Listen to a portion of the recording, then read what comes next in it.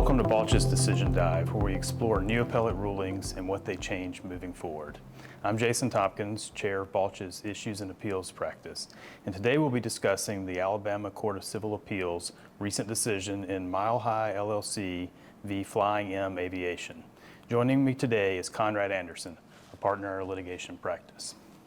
Conrad, before we dive into the facts of this decision, who is this important to? What people does this impact?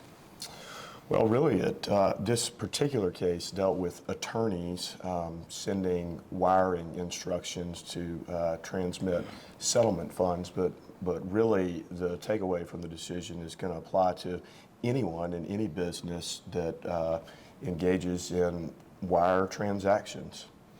So let's talk about the facts a little bit. It's not exactly as exciting as Ocean's 11 stealing money from a casino, but it's about as close as we get in practicing law, right? That's very true, yes.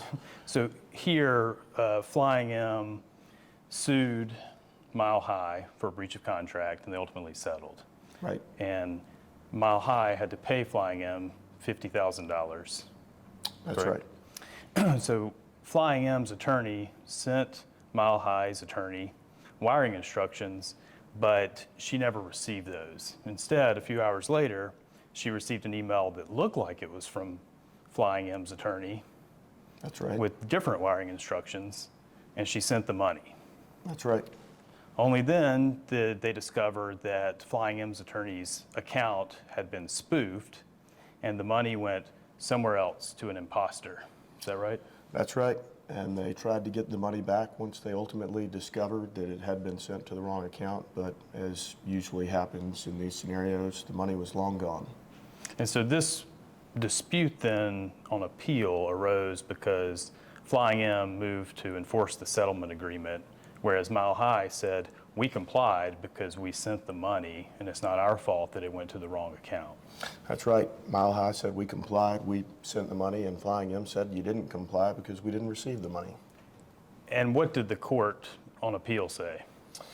Well, the court, for the first time, applied what's called the imposter rule under the UCC, and really looking at the facts of this case said it's very unfortunate. The court was sympathetic to both parties and their counsel. They recognized that the fraudulent instructions would have been hard to detect. And like I say, we're sympathetic towards both sides, but said at the end of the day, somebody's got to bear the loss. And so they said under the imposter rule, which party was in the best position to prevent the loss. And everyone's a victim here, as you just indicated, both Flying M, because it was its attorney's account that was spoofed, and of course Mile High, because they received what looked like a legitimate email and paid money to someone other than the intended party. But what factors weighed in favor of Mile High being in the better position? Well, at the end of the day, what the court really hung its hat on was the fact that Mile High did nothing to verify these wiring instructions before sending the funds. They did not contact Flying M's counsel to confirm that the wiring instructions that they had received were correct. When the attorney sent the wiring instructions to the client to transmit the funds, the client's bookkeeper did not contact Mile High, did not contact Flying M to verify the instructions, nor did they contact the bank to verify that they were expecting to receive these funds. And if anybody in that process had made a call, then it would have been flagged before the funds were sent. So Conrad, settlements like this happen every day. The vast majority of litigation now settles before trial. What can attorneys and parties do to protect themselves from ending up in a situation like Mile High did here? Well, number one at the top of the list is verify.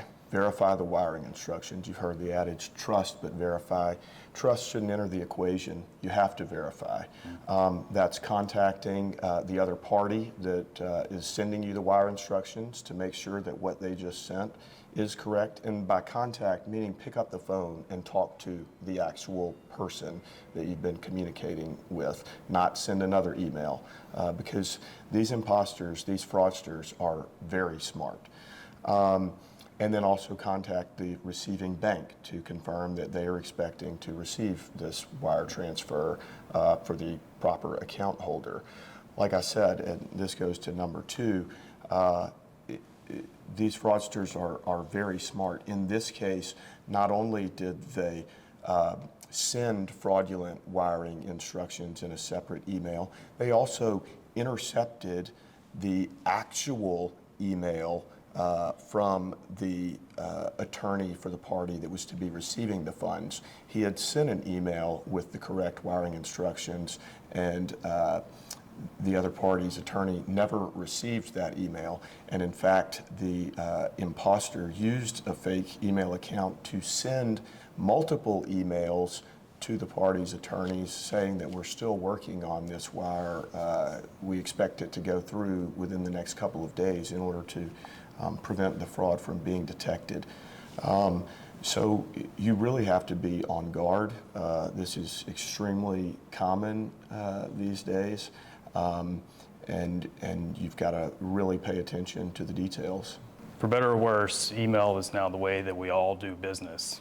And we've all received the emails promising us an inheritance from our long-lost South American relative, and we know that's a scam. But this case is a good reminder that not all scams are so obvious, and it may appear to be a legitimate email with someone you've been corresponding with for months. That's right, and the old adage still rings true. Pick up the phone. Conrad, thank you for giving us these tips today on how to protect ourselves. Glad to do it. Thank you for joining us for Balch's Decision Dive. I'm Jason Tompkins, and this is Conrad Anderson, and we'll see you next time there's an important appellate decision.